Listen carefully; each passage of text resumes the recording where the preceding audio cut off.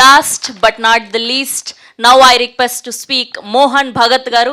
ఈయన ఎంత సైలెంట్ అంటే కేర్ ఆఫ్ కంచరపాలెం రిలీజ్ అయ్యాక సక్సెస్ ప్రమోషన్స్లో కలిశాను, అందరు ఈయన గురించి మాట్లాడుకుంటున్నారు. ఈయన ఇలా ఇలా ఇలా ఉన్నారు. అండ్ ఇప్పుడు కూడా ఎంత బాగున్నారు ట్రైలర్లో, మీ ఎమోషన్స్ ఎంత ఇంటెన్స్గా కనిపిస్తూ ఉన్నాయి. Hearty congratulation.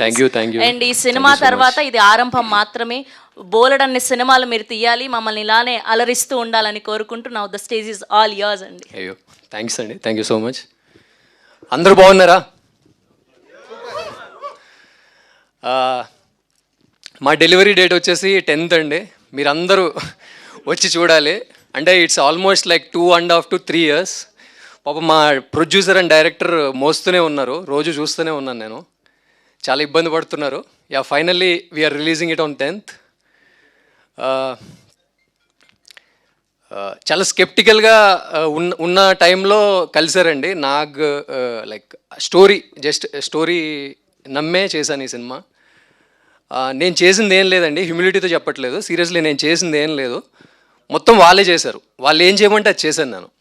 But after watching the film I'm very confident that cinema చాలా మంచి సినిమాగా నిలుస్తుంది అండ్ అందరికీ నచ్చుద్ది, ఐఎమ్ క్వైట్ షూర్. అండ్ ఇంత మంచి కాస్ట్ అండ్ క్రూతో పనిచేయడం నా అదృష్టంగా భావిస్తున్నాను. ఖచ్చితంగా ఇది నాకు ఒక కొత్త ఆరంభం అవుతుందని అనుకుంటున్నానండి, అందరికీ అవుతుంది. Thank you so much.